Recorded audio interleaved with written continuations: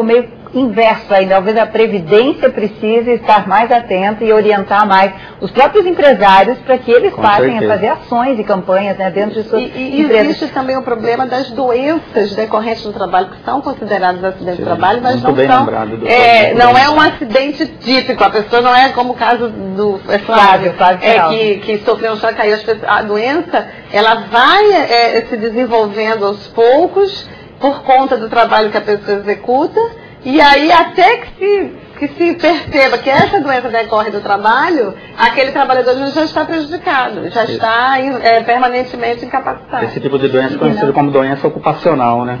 Relacionada ao trabalho, né? Por exemplo, uma pessoa que trabalha em um local muito ruidoso, com o tempo ele vai adquirindo a perda da audição, né? E essa perda é irreversível, né? É importante usar o equipamento de proteção individual para esse caso, que é o PRUG, né? Um equipamento tão simples de usar, mas que muitos trabalhadores não usam por falta de orientação, muitas vezes, do empregador. Tá? Falta de fiscalização também, como a gente falou aqui, né? Irinaldo, eu queria, já que a gente falou do INSS, né, e o trabalho dos peritos, ele é extremamente importante, mas ele recebe uma série de críticas, né? Sempre que se fala de acidente de trabalho, se esbarra nisso, né? Quer dizer, parece que é um gargalo permanente da Previdência Social, né? Como é que você vê esse trabalho e por que ele é tão tortuoso? Eu entendo que há essa crítica porque muitos trabalhadores são liberados para trabalhar sem ter as condições necessárias. Às vezes ele está sentindo muita dor, está com uma certa deficiência ali, não consegue levantar peso, e o médico da perícia do INSS simplesmente libera esse trabalhador para o trabalho, né? Para ele voltar às suas atividades normais. Só que ele não tem condições. A principal crítica recai em cima dessa questão aí. Tá? Voltar sem condições. Inclusive, muitos peritos são até agredidos, inclusive no Brasil já houve caso de segurado matar o perito ali na sala de perícia porque ele negou o prosseguimento no benefício, né? A doutora deve ter conhecimento desses casos, né? Eu já vi no noticiário. Sim, e aí acaba dependendo, né? A gente vê que as pessoas ficam aguardando, às vezes meses, né? Olha, aquele dia da perícia é o dia mais importante da vida dela, né? Assim, depois do acidente, né? Claro. Certeza. Enquanto ela não faz, ela não recebe o benefício. Entendeu? Às vezes acontece da pessoa ficar 3 meses sem receber, né? Sem receber nada. Se a pessoa recebendo todo mês ali já é difícil, imagina ficar 3 meses sem receber. Claro. Né? Flávio, como é que foi no seu caso? Você ainda está na linha conosco, certo? Sim, estou aqui. Você teve que recorrer à perícia no INSS? Como foi? Na realidade, eu sofri o acidente 21 de agosto de 97 e a minha aposentadoria invalidez saiu só depois de 1 ano e pouquinho. Mas como você ficou vivendo durante esse ano? Durante esse ano que você ficou sem receber, como você ficou sobrevivendo? Da onde você tirou seus recursos? A família ajudou? Na realidade, nesse tempo eu tive a ajuda da família, né? Teve a sorte de ter a ajuda da família, o que não acontece em muitos casos, né? O Maicon de Souza aqui, ó, um telespectador nosso, ele fala, quanto tempo, ele pergunta, né? Quanto tempo eu tenho para entrar com pedido de indenização após o acidente de trabalho? Quem pode responder, doutorado? Veja só, após o acidente de trabalho, existe a prescrição, no caso da Justiça do Trabalho, ele teria, se o contrato ainda está em vigor, entendeu? Ele teria 5 anos. Se o contrato já foi encerrado, porque às vezes ele sofre um acidente, depois volta a trabalhar, e aí depois ele é dispensado, existe a estabilidade que ele tem direito a partir da alta, 12 meses de estabilidade. E às vezes o empregador não tem conhecimento disso, e o empregador também não quer pagar e dispensa assim que ele retorna da alta, assim que ele tem alta dispensa. Então ele tem encerrado o contrato, 2 anos para entrar com a ação. E se o contrato ainda estiver em vigor, ele pode entrar. Na verdade, quando o contrato ainda está em vigor, ele tem até mais de 5 anos, porque enquanto ele ainda está em benefício previdenciário, o contrato está suspenso. Então ele tem uns 20 anos, talvez, 10 anos. Período é conhecido como prescrição bienal, porque veja só, depende muito do tipo de acidente. Porque se ele teve um acidente e não teve nenhuma sequela, incide a prescrição. Mas se ele ainda está com essas sequelas, essa prescrição vai se renovando, porque ele ainda está com aquelas sequelas.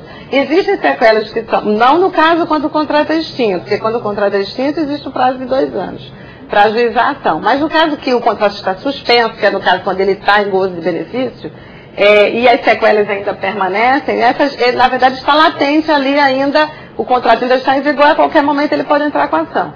As sequelas podem ser permanentes, como é no caso do Flávio, que é permanente, tanto que ele se aposentou por invalidez, como elas podem ser temporárias. Eles ficam, a pessoa sofre um acidente, aquele acidente causa uma sequela temporária. Ele fica temporariamente sem poder trabalhar, mas depois ele recupera totalmente a sua capacidade laborativa. Então o ideal é que ele, se ele pretende uma reparação, que ele o faça o mais rápido possível. No caso, é preciso também esclarecer que existem doenças que não é toda doença que é considerada acidente de trabalho. Porque existem doenças que são degenerativas ou da propriedade e que não são consideradas acidentes de trabalho. E tem uma tipificação. Tem, na própria lei ela tipifica as hipóteses de... A gente tem aqui mais participações. Flávio, você continua aí conosco na linha, né? Opa, tô aqui. Daqui a pouquinho eu vou te chamar de novo, porque eu quero saber como é que você tem orientado as pessoas a usar e prestar atenção. E principalmente como é que pressionam, né, as empresas para que seja fiscalizado e usado o aparelho de proteção individual. Enquanto isso, a gente responde aqui para a Eliana, também lá de São José dos Campos, também de São Paulo, porque quando a pessoa aposenta, é retirado o auxílio acidente de trabalho, se era para ele ser vitalício. E era? Aí eu pergunto. Doutor? Pode responder. Por gentileza, a pergunta novamente. Por que quando a pessoa se aposenta é retirado o auxílio acidente? Porque ela vai receber a aposentadoria por invalidez, né? Não pode acumular 2 benefícios nesse caso. É porque precisa esclarecer o que é o auxílio acidente, né? Para as pessoas. O auxílio acidente não é o auxílio doença.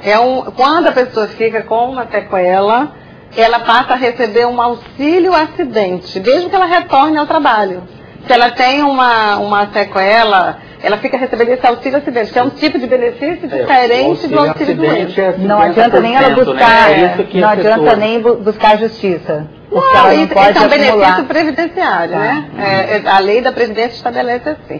É preciso que fique claro que todos os benefícios previdenciários não excluem o pedido de indenização por danos morais, por danos físicos, por danos estéticos. Que isso é o empregador quem paga. O auxílio acidente, o auxílio doença, a aposentadoria por invalidez é a Previdência Social. Tá. Mas no caso do empregador, ele permanece responsável pela indenização nesses casos de dano moral, que é difícil de mensurar. Por exemplo, no caso do Flávio, se ele disse que perdeu na justiça, não conheço bem o processo, mas digamos que ele... Você tentou, Flávio, nesse caso, o que a juíza está falando aqui, você tentou uma reparação moral?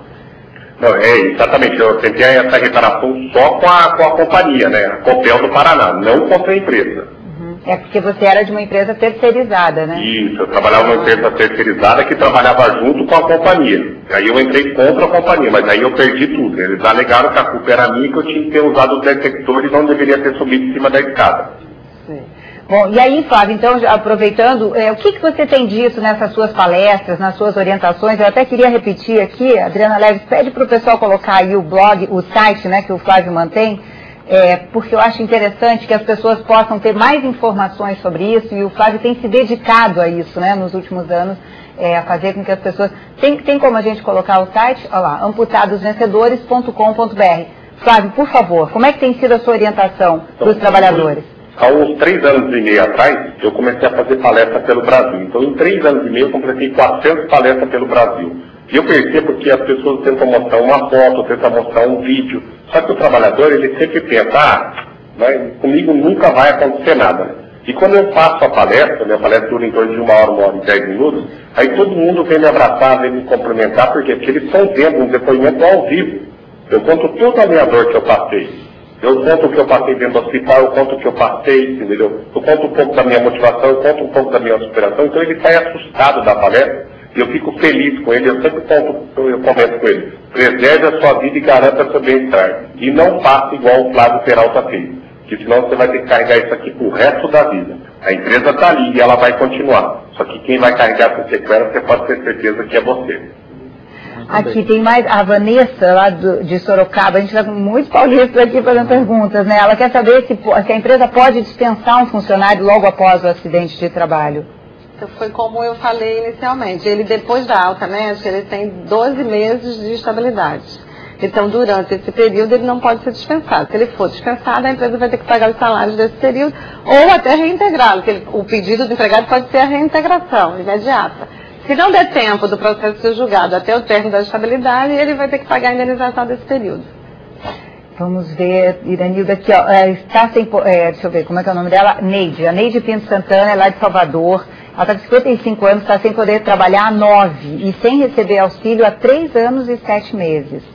E aí ela fala, várias perícias dela foram negadas, né, inclusive a que ela fez na data de 26/7, que foi ontem, né? O que ela deve fazer? O que você diria para ela?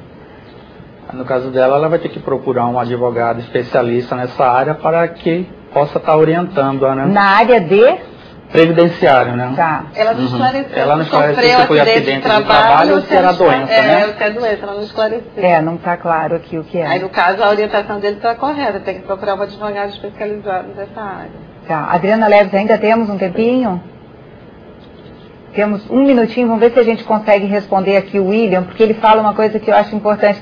Ele diz que ele é motorista de ônibus, mas acumula a função de motorista cobrador, e os novos ônibus ainda vêm com acesso a cadeirantes, né, o que deve ser, mas ele próprio tem que abandonar o veículo com dinheiro no bolso, vai lá e tenta buscar as pessoas. Ele fala o que ele deve fazer, porque ele está sentindo que daqui a pouco ele vai sofrer um acidente, até uma doença, né? E nesse caso, eu acho que ele deve procurar o sindicato da categoria profissional dele, pedir orientação, talvez procurar também o Ministério do Trabalho para pedir orientação, fazer uma denúncia, mas assim, é difícil dar essa orientação, porque na justiça ele até pode entrar, mas é preciso que ele primeiro consulte um advogado para saber exatamente o que está acontecendo no caso dele. E atuar na prevenção, né? E atuar na prevenção. Ele está no limite, Sampaio, muito obrigada, Rinaldo. Flávio Peralta, obrigada e parabéns pela sua coragem, viu? De retomar toda muito obrigadão.